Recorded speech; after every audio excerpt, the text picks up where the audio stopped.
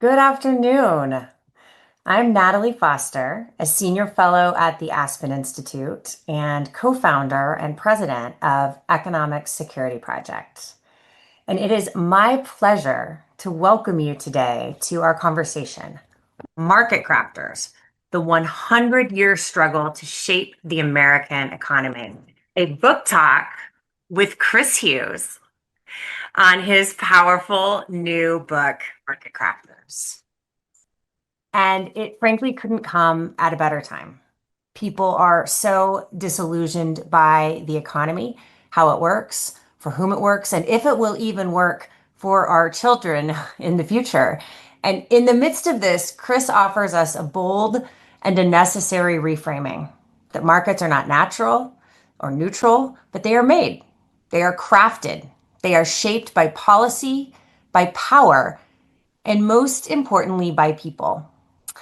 So, this conversation is part of our Opportunity in America series, where we examine the changing economic landscape that workers face and how we can create an economy that works for everyone. We are so glad that you are all here today. Before we get started, let's do a quick review of the technology. So, everybody's muted today. And if you have questions, which we hope you do over the course of this conversation, use the Q&A button at the bottom of your screen to submit and upvote questions. And we hope you'll share your perspectives, ideas, examples, or resources that you have to today's topic, things that are relevant to today's topic in the chat. And we'd love it if you would post about this conversation on the social media platform of your choice. The hashtag is Talk Opportunity. The event is being recorded and will be shared out via email and posted on our website. Closed captions are available for this discussion, so click the closed caption button, the CC button at the bottom of your screen to activate them. And now to the reason we are all gathered here today to speak with Chris Hughes. Chris is an economist and a writer who serves as the board chair of the Economic Security Project, a leading nonprofit advocating for economic power for all Americans, and was a co-founder of ESP alongside myself and Dorian Warren. Chris holds degrees in history and economics from Harvard, the New School, and is completing his PhD at the Wharton School at the University of Pennsylvania. His writings and essays have been published widely from the New York Times to the Financial Times. And his first book in 2018 was called Fair Shot: Rethinking Inequality and How We Earn. And I have such fond memories of that book coming out. So it's very exciting to have you, Chris, with your next book here in 2025. And it's just going back in history in 2004, Chris co-founded Facebook and then later directed Barack Obama's digital organizing efforts in President Obama's insurgent 2008 campaign. So that's around the time when I got to know Chris and have gotten a front row seat to watching your work, Chris, his work on rebalancing the American economy over a decade plus. So let's actually start there, Chris. I'm so glad you turned your attention to the economy. And I couldn't be, frankly, more important of a time to do it and of subject matter to take on. But tell us why. What shaped your journey? Why the economy and why this book? Well, I'm happy to go there and anywhere else that makes sense in this conversation. But first, I just want to say thanks to you, Natalie, for that very flattering and kind introduction. And more importantly, for the past near decade uh, of working together as colleagues and as co-conspirators in the effort to make the economy more fair and prosperous, and also to Aspen for convening us today, and for everybody for tuning in. So, economics. Why economics? My career zigged and zagged for a little while until I found economics about 10 years ago, and then I feel like I've had a home. So, as you said, I was part of the founding team of Facebook in 2004 at Harvard. I had grown up in North Carolina. My mom was a public school teacher. My dad was a traveling paper salesman. I'd gotten financial aid to go to boarding school and then to Harvard. We started Facebook and it exploded. Everybody was interested in it. And I worked on the product and communications teams for several years. I liked it. I thought it was interesting. It was not a mission for me in the way that it was for Mark in particular, but also others on the founding team. And so I left to go work for Barack Obama, as you mentioned, for a couple years. And then I sort of wandered. I was in my late 20s. I had, to be honest, made more money than I could have ever dreamed. I paid off all my loans from college, obviously, and all kinds of things. And so I thought a little bit about venture capital. Then I worked in media for a while. But in 2016, after a lot of conversations with you and with other people, I began to focus more clearly on the question of how can we make the economy more fair. Income inequality, wealth inequality were all skyrocketing. This was right before Trump was elected. And my own story was, so bizarre. I had worked for a few years to create a company that at that point I was still generally proud of and made more money than we could have ever imagined. And while that had worked out great for me, it also didn't feel fair. It felt like emblematic of a kind of economy where a few people get these bonanza kinds of wins and everybody else is struggling to make ends meet. So that started on a long journey, first as an activist and nonprofit in the nonprofit world, and then over time, it's been more as a researcher and a writer. I got my master's. I began to work on my PhD. I wrote the first book. Now I've written the second, and I love economics because it's important. The study of money and production and how we coordinate, I think, is one of the most important stories in the history of humanity and the history of the United States. And it's also very much up for grabs. It's a field that is debated, and lots of people want to tell you exactly how it works. And you got to agree with most of the things in the textbooks, and that's just not what I do. I'm sort of naturally suspicious, and that means that I've gotten the opportunity to engage really on a first principles kind of level with a lot of economic ideas, and I find that challenging and fulfilling. So that's why I do what I do. And this book went through many iterations before it landed as Market Crafters. Yes, it Tell us a bit did. about that. Um, well, my a lot of the academic work that I've done is in the history of central banking. And so I thought that I was initially writing a history of the Federal Reserve and the history of American central banking. And that's where it began several years ago. And then there was this explosion of interest in industrial policy around 2021, 2022, this term that had been really banished from political and economic discourse, was taking center stage very quickly. And I was fascinated by that. I thought it was really important and exciting and relevant, but I also thought it was too limited because when people kept talking about industrial policy, they were using a term that most of the time was supposed to apply to like manufacturing and blue collar kinds of labor. And what I saw there was the government supporting a particular industry because it believed that it was important for whatever political ends. That could be semiconductor manufacturing, it could be climate, it could be a lot of things. But if you look at the history of American capitalism, we do that all the time. I mean, the story of finance and banking is a story where we believe that it is important. It's critical to keep prices stable, to have financial stability, to ensure maximum employment, moderate long-term interest rates, and all of those things are managed by government, and particularly the Fed, but not the Fed alone, the OCC, the SEC, to some extent, the FTC and other institutions. And so what I saw was something broader, which a political scientist, Stephen Vogel, had coined the term market craft. several years before, and that really stuck with me.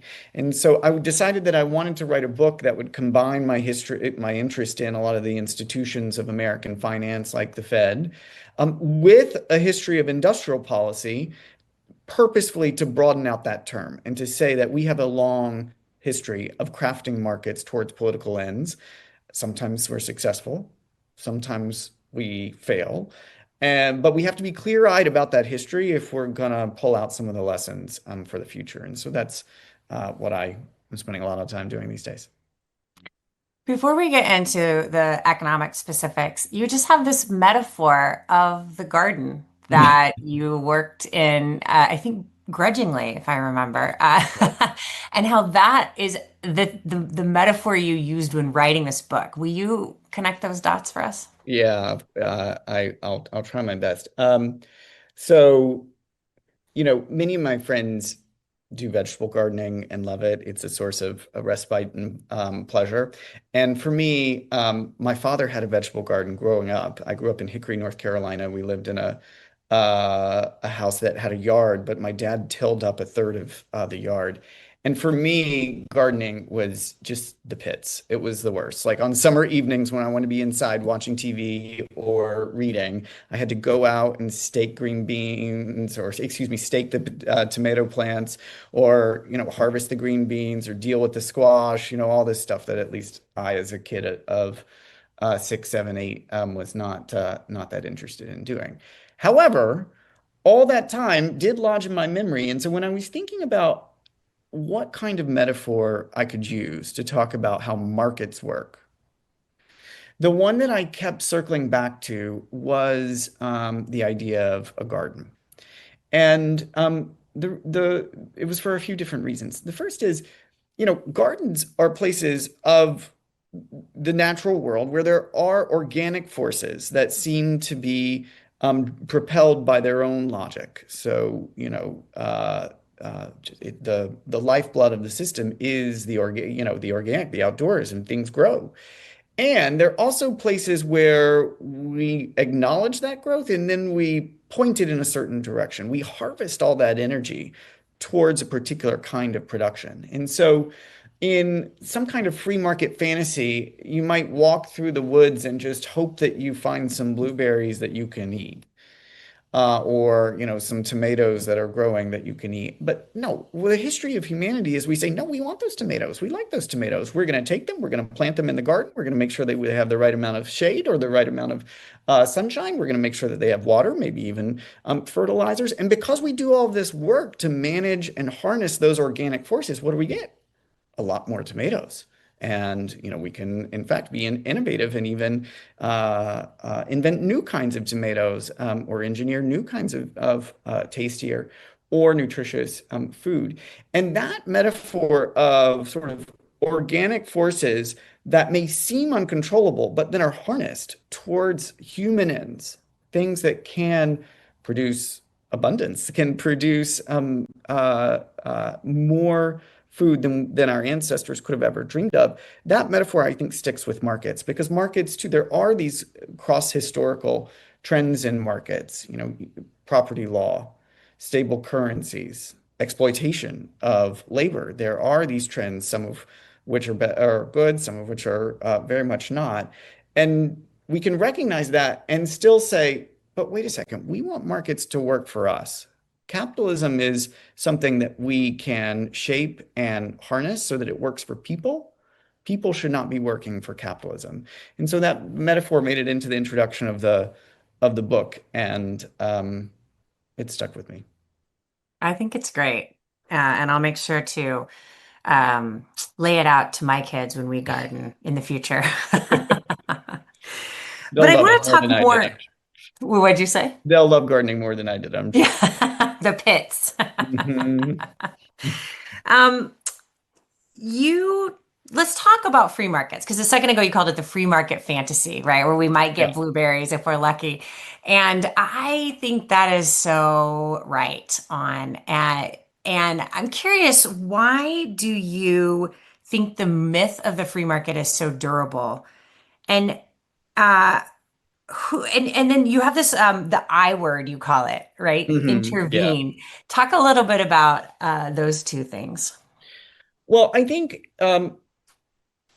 really until about 2016, 2017, I would have talked about the power of I don't know if I would have said free markets, but I would have talked about markets as if they were organic forces that come first. That markets work this way or that way, and then government is there to intervene to sort of the metaphor there is something like a stream rolling down a hill and government shows up to put a dam in or to change something that's naturally occurring, and that metaphor is one I use, and I think it's one that is continues to be pervasive, not just on the right but on the left. So when I was writing the book I was determined not to use the word intervene at any point. And so by the end, I did a little control F just to make sure in the manuscript I had not, because it's a sticky idea, and it's one that when we grasp for the language, that's what we find. But I think it's a really dangerous one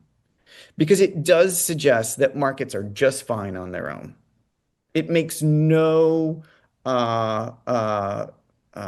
observations about the things that make markets work in the first place. The basics of property law, contract law, a stable currency, investment capital that can be developed and deployed, all of which rely on government, on public policy, even in the most libertarian kind of scenarios. Markets require government.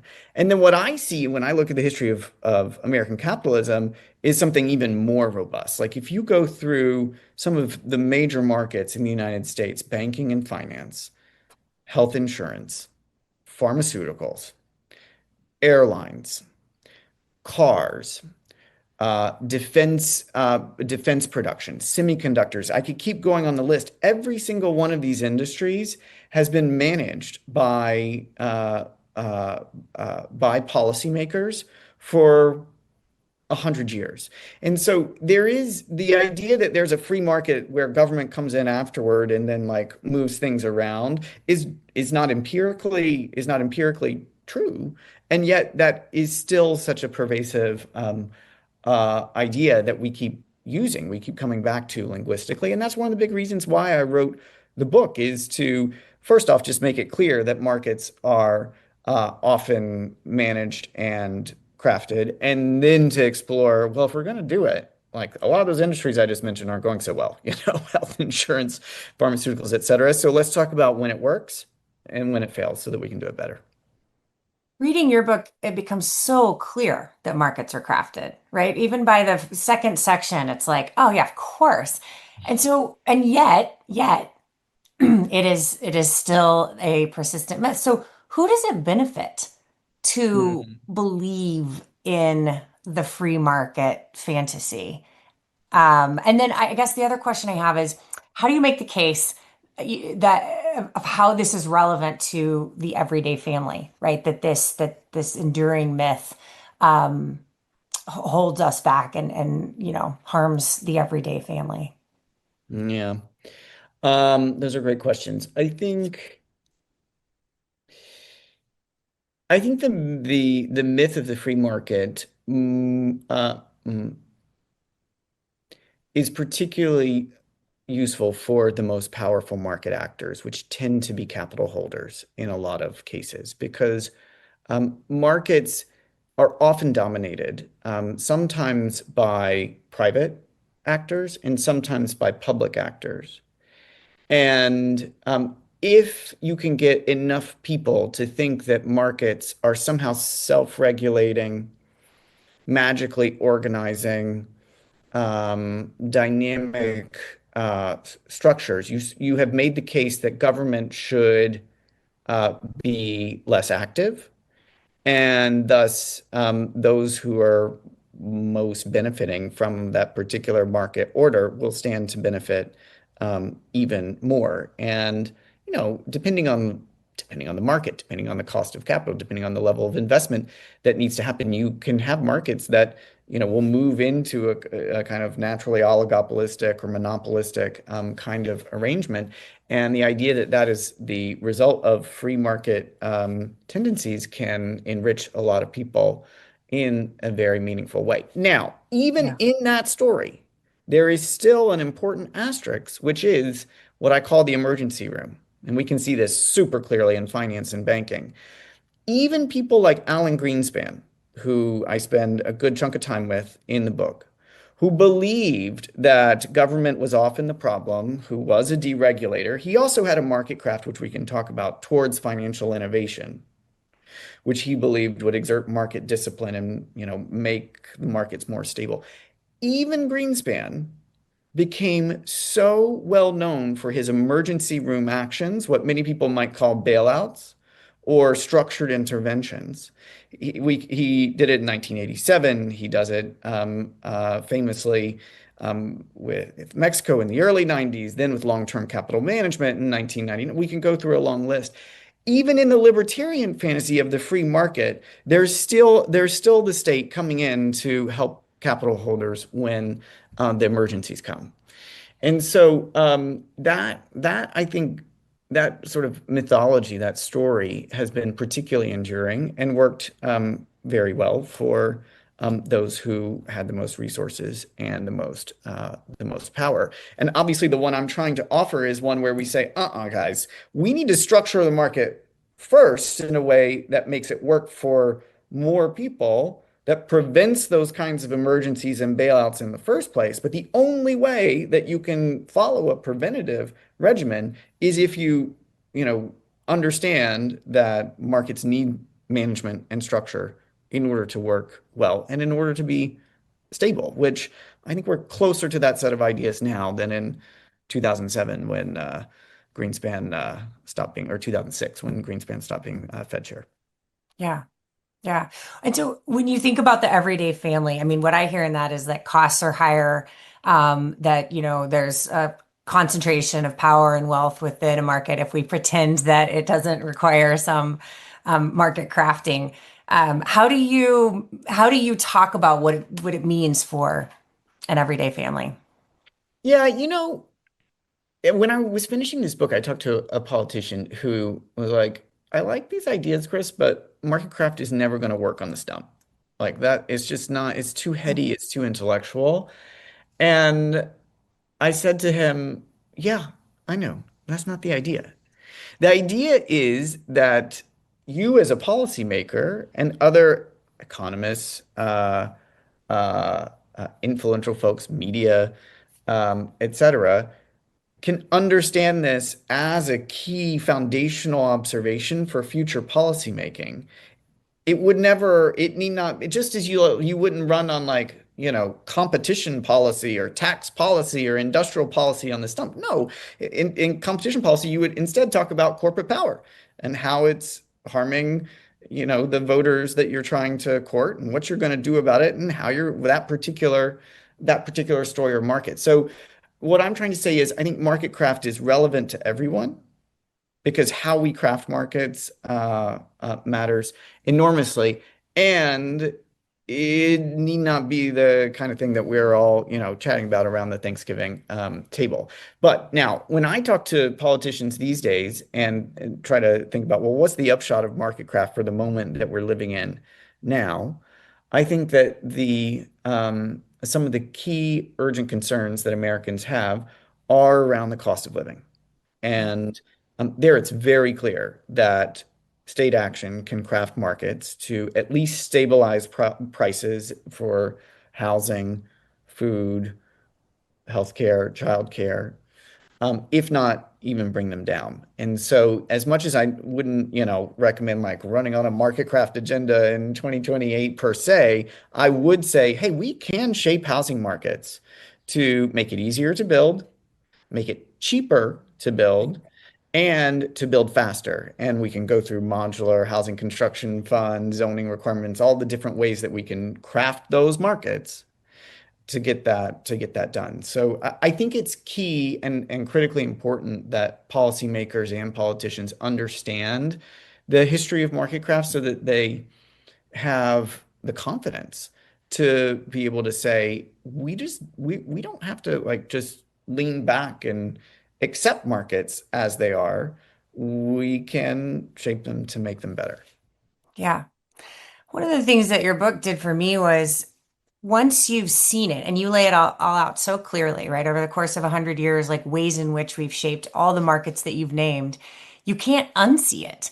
And so part of what I'm hearing in your answer too is the way we talk about like the metaphors we use, for example. It may not be a politician talking about, market crafting on the stump, but if they talk about the economy like the weather, like something that Yeah. just happens to us, then they're reinforcing that fantasy of a free market as opposed to a clear role of government and business and society, all Yeah. having roles to play in creating an economy that works for everyone. Yeah, and it can apply. I mean, housing is a topic that is partially because of its centrality in the abundance agenda that Mhm.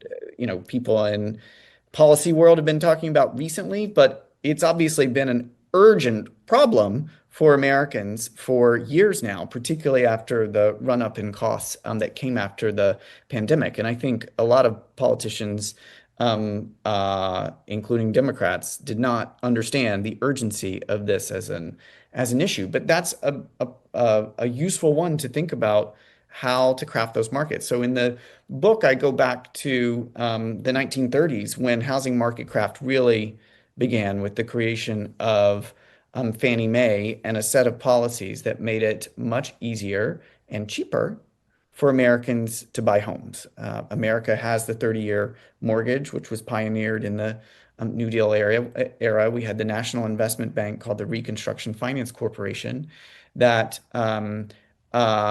created a market for these mortgages so that someone could loan to somebody in Denver to build a house and a banker in New York could buy it. And once you make it more liquid, you make it cheaper.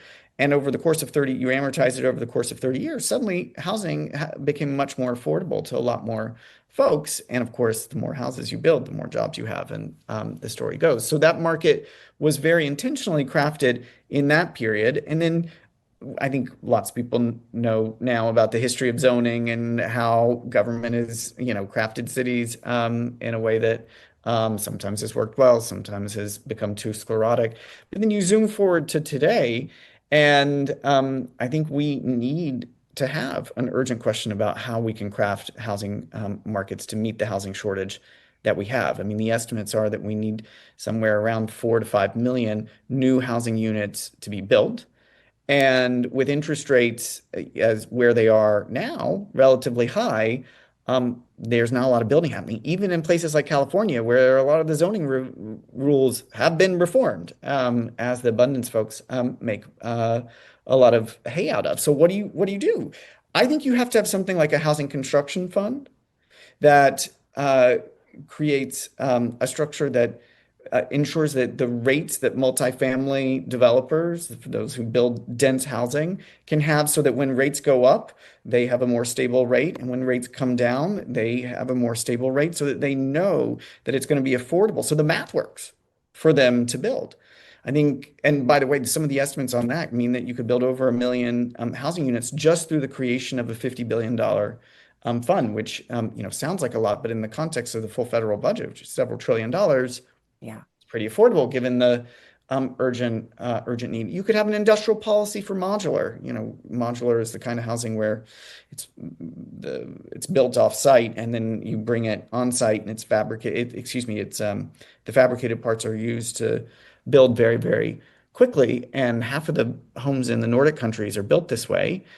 We could do that in the United States. There are challenges to it. One of the biggest is the lack of private capital that's moving into that. Public dollars can attract those private dollars. So I'm saying all of that as a way of gesturing towards the important need to think about how can we craft markets, housing markets to bring down prices and to boost supply. And we can use that kind of framework for housing. We could use it for eggs and commodity prices. You can use it for care. You can use it for a lot of these things to get to an agenda that is, at the end of the day, somewhat simple and direct and speaks to the needs that American families have. Let's stay on housing for a second and digging into that example you're giving. We start to see some of the core elements of market crafting as you lay out, right? So I hear an institution, right? Housing construction fund, that would be important, institutional player. I hear the need for leadership. Name some of the elements here that you think are key to market crafting. So when it goes well, I see three things that happen in those stories. And the book is a collection of a dozen different stories or moments focused around the people who are the market crafters, hence the name. And some of them fail, and many of them succeed. So the ones who succeed, um, there tend to be three ingredients. First off, there's a clear mission. So build X number of housing units in the context of housing, or it could be um, onshore semiconductor manufacturing, or um, it could be ensure energy prices remain stable, or financial stability. The mission has to be clear, sensical to everybody, and aspirational. Secondly, you have to have an institution that you can hold accountable for it. We really don't like institutions in the United States for the most part. We fear the consolidation of power, particularly in the federal government. And the irony is, a lot of the institutions that we have, when we create them, and then when we give them the third ingredient, which is power and discretion to accomplish a mission, they can be very effective. So the Fed, I think, is maybe one of the best examples that's out there. The Fed has a clear mission, price stability, maximum employment, and it has read financial stability as a piece of its mandate as well. It has, an institution that is very clear. The central bank is, it's very complicated, of course, with the FOMC and the Board of Governors and the Reserve Banks and da da da da. Da. But nonetheless, there's an institution that we can hold accountable to fulfill that mandate, and it has a lot of discretion and power, and it makes mistakes for sure. We just came out of a period of high inflation, and so it is by no means perfect. But generally, if you zoom out for a second, you say, wait a second, there's a reason that finance loves having the Fed. It's because they set the price of short-term credit. They make sure that price stays stable, and that enables that industry to invest with confidence and assuredness of what the cost of capital is going to be like in the short term and the medium term. And so I think that those ingredients of mission, institution, and power are really key. You see it in semiconductors, you see it in energy price stability, you see it in a lot of the other things that are in the book. And that's the kind of approach that I think is more often. Of course, that is very much not in the zeitgeist now. We are living through a moment where on the right, as we've seen, they're trying to bludgeon government and the institutions of government. Now, there is a steelman argument that they would say, well, they've become sclerotic, they've become inefficient, and we need to have them be more accountable to the executive. I think that's mostly a theoretical argument. In practice, that doesn't seem like what Doge in particular has actually been doing. But there is a sense that the institutions are the problem on the right. And as much as I agree with some of the conclusions of the abundance movement, I think underneath it, there is also a kind of appeal to common sense. Well, don't you know the institutions of government, again, are really the problem? That's why we don't have cheap housing in the United States. And it takes you to, it's a different politics, so it takes you to a different conclusion. But on both sides, there's a wariness of institutions. I think that's been much more common than not in the history of America. And from where I sit, what I'm trying to do with this book is to say institutions are fallible, but they also often really succeed. So instead of just saying the institutions are always the problem, let's take a magnifying glass to the moments when government actually works so Right. that we can not just celebrate those, so that we can replicate them, because there are many, many problems that we are going to need government to help solve. Well, let's spend the last 10 minutes, and then we'll go to questions from folks on the Zoom with us. But let's spend the past 10 minutes talking about one of those ingredients that make institutions work, which I really do think is leadership and Yeah. Yeah. the people who hold the mission, articulate the mission.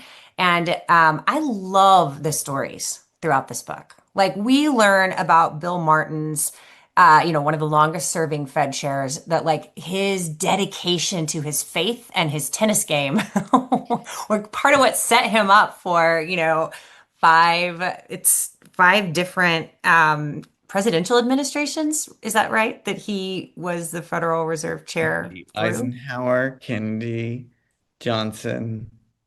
Yeah. 4 or 5. Yeah.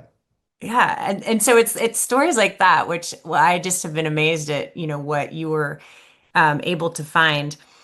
But from antitrust enforcers to central bakers, it's like the market crafters, right, are part of, are really what animates this book. So tell us about one of your favorites from the past, and then I'd also love for you to tell us about one of the market crafters from a more current era, which I think you call new market crafting, the sort of last section of the book, Yeah. which includes a lot of the Biden folks. So Yeah. start with the history though. Let's go there. Let's go back for a second. Tell us Yeah. about a market crafter, um, Yeah. and Well, what they did and how it shaped American history. I think the thing that sustained me in writing this book was the people. And I was writing it, and so I hope that it is what sustains the reader. I wrote it as a collection of a dozen different stories and moments in time. And don't tell my publisher, but I wrote it so that if one does not want to read it cover to cover, that is a-okay. They always say you should write a book in the way that you want, the way that you want, the book that you want to read. And for me, a lot of books, I'll read the introduction and the first chapter, and then I'll go through the table of contents and see the chapters that are most either the stuff I know a lot about. I want to see what the author has to say about it, or things I know nothing about, and I just want to learn something new. So I wrote the book so that you could do that if you wish. I mean, a lot of people have read it cover to cover, which is, just great too. Um, and so because of that, I got to go really deep into these character stories, and you really, you feel like you get to know them. You're going through their correspondence, their appointments books, they do oral histories in many cases, in the last decades of their life. So you hear them reminiscing. In some cases, I talk to their kids. Anyway, I did a lot of character research around the market crafters, and the ones that I found that were the most fascinating were the ones who I thought were most entrepreneurial. I do Mm. think that is the word. And they came in ready with a idea of what they wanted to see, and then they were creative in getting it done. And so one that I'll talk about is actually he was the most difficult character for me to write about. His name is Bill Simon, and he was the Treasury Secretary in the Nixon administration. He was a libertarian who didn't really believe in government so much, and yet ends up in the Nixon administration being put in charge of oil and gas. And the Yom Kippur War happens, and the oil embargo is a result. And all of a sudden, he is responsible for ensuring that nobody in America freezes to death in the first oil crisis. Wow. And he's actually very successful. So he crafts markets. He does a few things. He stockpiles the oil and gas reserves. He does resource allocation to industries to make and to geographies, making sure that hospitals and the military are taken care of. He creates price controls so that allowing the prices to go up, but more moderately than they do in Western Europe. And through all of this work in that crisis moment, on the other side of it, the actual first oil crisis in the 1970s was relatively successful. He did a good job, and he was a difficult guy to read his stuff because he's not a person I would have been friends with. And yet it was hard not to come to that conclusion. And that's in contrast to what happens at the end of the decade in the second energy crisis when Jimmy Carter is president. And after the Iranian Revolution, he makes the move to decontrol prices, to just sort of let it all go and say, you know what, the market is going to just sort it out. And prices skyrocket. There are the lines that we all remember culturally as part of the problem. And so it was like the mirror image of that story. The institutional thing though that comes out of the Simon experience is they create the Strategic Petroleum Reserve, Mm, which stores hundreds of millions of gallons of oil in these salt caverns in the southeast of the United States, and it still exists today. And it's one of the big reasons why we have had significantly more energy stability, at least until recent years when domestic production significantly increased. So Simon was fascinating, but there were so many other characters. Andrew Brimmer, who was the first black governor of the Federal Reserve, is in the book, who really hustles to make global finance work, and his story is fascinating. I talk about this woman, Nancy Teeters, in the midst of the Volcker shock, who wanted to find a different way to squelch inflation that didn't have such an extreme effect on manufacturing jobs. The stories were what sustained me.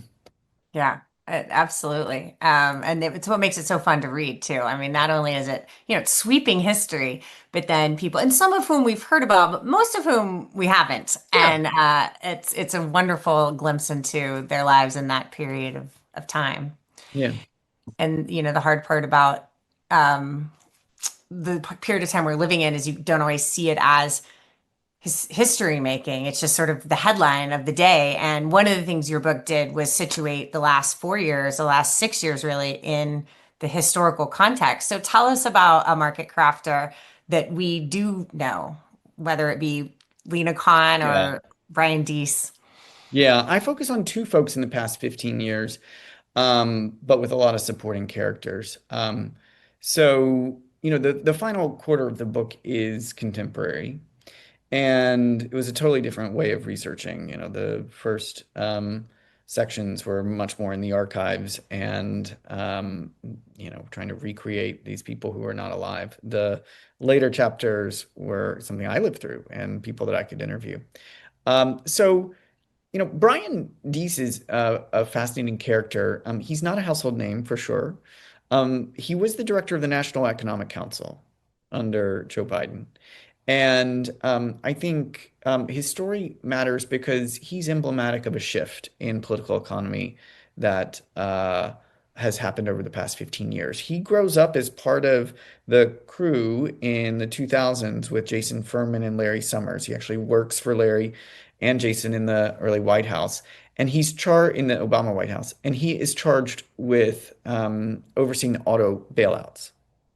If you remember in the great financial crisis, not only did the banks all threaten to go under, but GM, Chrysler, Ford, all of these companies were just hemorrhaging money. And the government steps in, provides that kind of emergency room assistance. And the lesson that Brian takes away from that is radically different than the lesson that Larry and others. And I talked to them both about that experience, and their answers were just like diametrically opposed. Brian's takeaway was, these markets need to be managed so that we never get back into an emergency room kind of situation. So a bailout is not what you need to be talking about. Whereas in the classic sort of economics, neoclassical vernacular, it would be about market failure. Well, markets sometimes fail, and government, has to take care of that. That could be with an externality, that could be in a crisis moment, but that's just sort of how markets work and what government's there to do.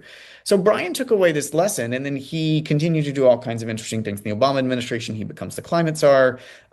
He's at OMB for a time. But in the Biden years, he becomes the director of the National Economic Council, and he assembles a team of people who are very focused on spurring clean energy investment, bringing back the semiconductor industry to the United States, making major investments in infrastructure. And on each one of those things, the Biden folks succeed legislatively and substantively. Now, of course, the inflation that happens with up to 9%, turns everyone's attention away from those pieces of the agenda and towards price stability. And Americans, rightly, understandably, suffer and are very angry about it. And of course, Joe Biden didn't win the election. It was partially because of the economic legacy. But I think it's critically important to separate those two things out. The inflation was not caused by that legislation. Even uh, the uh, the highest estimates that come from moderate economists like Olivier Blanchard or Ben Bernanke are that about 2% at most of the 9% of inflation was related to that early ARP stimulus bill. The vast majority of the inflation was because of the supply chain bottlenecks that we all experienced in that rapid shift in consumer demand. And yet, and yet, so many people just want to throw the baby out with the bathwater. So the last thing that I want to say on this is I think that, wherever you might stand on Bidenomics, it is clear that there is a new kind of conventional wisdom on the right and the left, which puts the state at the center of economic stories. And the question is not like, how do we get government out of markets these days? It's between like, should tariffs be broad-based or should they be targeted? Should Hmm. industrial policy be just for national security reasons, or might it be important to have critical minerals here to support a private industry as well? That's the contour of the conversation, and that is very different than the world that Brian started out in, 15 plus years ago. Yeah. Yeah. A paradigm shift. A paradigm shift. Um, Chris, I guess to the first question that I'm seeing in the chat, and this is from Edmund Morris, and if I can distill it down, I think he's asking essentially, are there some things that just don't need to be in the market that should be a public good for people? Healthcare, Yeah, education, he names out. And how do you think about that related to market crafting? yeah, I think so. It seems we have an agreement in the United States that education, at least K through 12 education, should not be driven by market forces. And I think that's a good thing. Um, we do not have that agreement on healthcare, as lots of other industrialized countries do. And I think that it causes Americans to pay double what people in Western Europe pay for healthcare with health outcomes that are roughly on par. So I think it's really important to say, in fact, one of the more difficult chapters for me to write in the book was the one on healthcare, because even before I embarked on it, I hesitated to say, you know, is this really what I want? Is our healthcare markets are crafted for sure by the state, and we can, I focus on the creation of Medicare and Medicaid in the 1960s, but I could have written it about the ACA. You could write it about many of these different moments. You see government trying to shift a market and point it in a way that makes it cheaper for certain goods, that makes it more accessible, that makes it work in a different way. But just by talking about it as a market, am I going to sort of reinforce that idea Mm, that healthcare should be a market? And I think I managed to not do that at the end of the day, but I think that tension is very very alive and well. And there are a lot of places where I think we don't have a cultural or political consensus. For instance, student loans. There's certainly a market dimension for those, and you can make an argument for it. You can make an argument against it, but uh, it's really tricky. yeah. This, your book really, and your thinking influenced me when I was writing The Guarantee, Yeah, my book, Inside the Fight for America's Next Economy. And both of those instances were really tricky to write about, healthcare.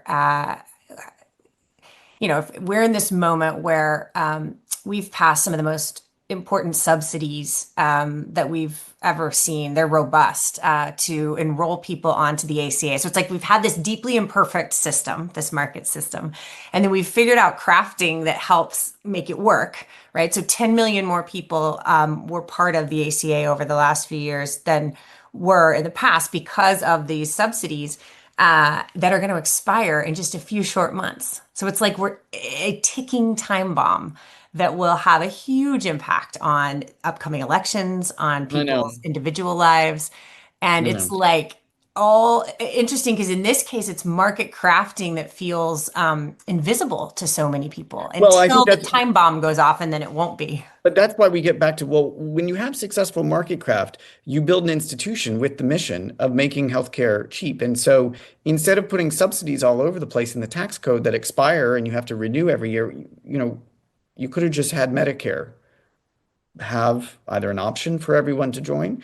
And obviously, politically, that wasn't possible. So it's not everything's 2020. In retrospect, it's less about blame and more about, well, why wasn't it possible? Why do we still struggle to say, actually, we should have an institution that is responsible for providing quality, affordable healthcare to all Americans. And when we do that, we can hold it accountable. People hold Medicare rightly accountable for what it does with seniors. Historically, the prices have been managed by Congress. Now we have Medicare Advantage plans, which I think need to be meaningfully reformed. But my point is like when you craft the market to bury it in the tax code and provide these incentives, rather than either creating or reinforcing an existing institution with the power, uh, ironically, we get much more balkanized, less efficient healthcare that's more politically fragile than if we just done it the clear way in the first place. Did your, what are some of the opinions were there any opinions you had that shifted as you wrote the book? That's a great question. I mean, I certainly learned an enormous amount. I don't know if there were any closely held opinions that changed because of the research. I think that maybe my position on discretion and power in the administrative state, to use a sort of wonky set of words, evolved over time. I think, I have been and am sympathetic to a lot of the concerns about the administrative state being too isolated or insulated. But most of the time, when I looked at government workers doing their jobs, I saw them struggling for resources and power to get things done. And then when they got it, they more often than not succeeded. And then, so I definitely became more sensitive to all of the restraints that we Mm, have put on government, thinking that it is going to be a good idea. I mean, the paperwork reduction. I mean, we could go through specific examples of things that sound good in theory, but limit discretion and power and sort of hobble the state. So that might be one thing. Another thing would be the role of Congress. We live in this time that is hyper partisan, and I yeah. think people are very suspicious of Congress being able to get anything done. And the Congress under Joe Biden was quite productive and often on bipartisan lines. I mean, everything from the confirmation of Lena Khan to the CHIPS Act to the infrastructure bill to, these are things that I think that we need to take note of and ultimately expect Congress to be in the driver's seat. And these days, you know, particularly on the right, the theory of the unitary executive, the president is the only person who's going to be able to actually get the administrative state into shape. And I see Congress as the ultimate boss of the Fed or Fannie and Freddie or a lot of these institutions. And I think that's a better arrangement than investing it all in the executive. Yeah, very relevant for today's headlines. A couple questions come together at this nexus. What Tony Simon said in project development, government action has been primarily limited to mitigating potential harms, for example, through NEPA and permitting. What can be the narrative around government advancing community benefits? And then Allison Lingane says, if you were to lay out a market crafting agenda, right, that could like a government advancing market crafting agenda that could result in changes that are helpful to everyday people, what would it look like? I thought Mhm. that was an interesting way to frame it from the passive to the sort of Yeah. proactive. Yeah, yeah, yeah, I think so too. The first question in some ways feeds into the second. Listen, I think the number one thing that Americans are frustrated about is costs and dignity. Mm, And the second is harder to solve, but I think needs to be part. If I were, you know, if I were advising a politician, I think she or he would need to speak to both. On costs, we talked a lot about housing already. But I think that agenda would be where I would start. So housing, food costs, care costs, and on each one of these, crafting those markets to either stabilize those costs or bring them down. I think you also need to talk about jobs because Americans care about how expensive things are, but people want a stable job. That's like, this is not a big insight over here. This is in not just polling, but just everyday conversations with people. And so that means thinking about higher minimum wages, sectoral bargaining, a lot of these things that Democrats have talked about for some time, but I think they need to explain how those are going to help people. And then the harder set of issues, I think, is around sort of future proofing, to use a term, because there are a lot of threats on the horizon. I mean, climate is an obvious one. I live in New York and our air is full of the smoke from the Canadian wildfires, and this now mm, seems to happen every single year. I read yesterday that the dust from the Sahara has affected air quality levels in the southeast. Anyway, you're reminded of like the global nature of these problems and the fact that public policy needs to respond to it. And AI. I mean, AI is radically changing, I think, how we all live, and that'll only accelerate. And there'll be significant labor market disruptions that come for it. And this time, less so for blue collar folks and more for white collar. So I think a market crafting agenda that speaks to those things is uh, is critical. But I will say, you don't need to use the word market craft on the stump. You know what I mean? It's about the outcomes for people. yeah. I think that's what people care most about. The how, industrial policy, this and that. How are you going to do this with the tax cut deduction? You know, that's the how the sausage is made, and so that may not be stump ready. Well, it's stump ready for me, so I'll vote for you. That's running for anything. Last question is just who are some of the market crafters today? Obviously you wrote Yeah. this book in a different administration, in a different world, and now you're talking about it in a moment that is, Yeah. completely shifted. And so Yeah. how do you think about the market? How do you think about what market crafting in the headlines today and who are, if they exist, Yeah, who are the market crafters? the irony is in the first Trump administration, there were real gestures towards market crafting. A lot of the tariffs in that administration were more targeted and than the ones today.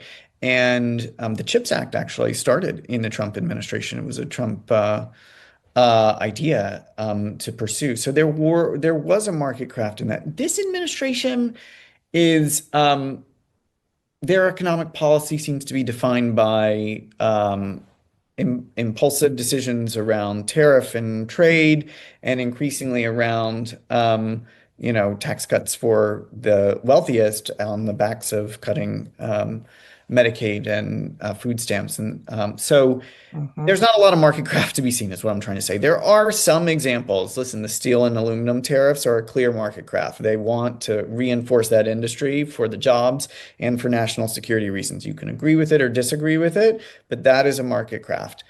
The crypto reserve fund, which they've created, it's small, it's only $20 billion, but nonetheless, there is a mission build and deepen the crypto markets, and they want to pursue that. So there are signs of this in the corners, but by and large, this is an across the board economic policies that affect markets in a significant way, and not the kind of market craft that we might have otherwise seen.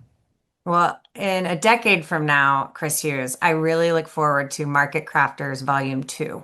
That will help us make even more sense of what it is. I just want to say, it was really a pleasure to read it. I am so grateful you wrote it because it's a gift to all of us to contextualize what we're living through in this moment. I hope folks pick it up. It's a beach read for all the nerds out there. As well said. And just couldn't thank you more for joining us today, Chris. So Thank you for having me. I hope folks will stay tuned for Economic Opportunity Program's next event on June 26th, Advising Small Businesses on Job Quality, Lessons from the CDFIs. And I want to thank our team at the Economic Opportunities Program, including Executive Director Maureen Conway, Matt, Francis, Tony, and Nora for pulling together today's event, and our colleagues at Architects. And we will see you all next time. Thank you for being here, Chris, and thank you all for joining us today.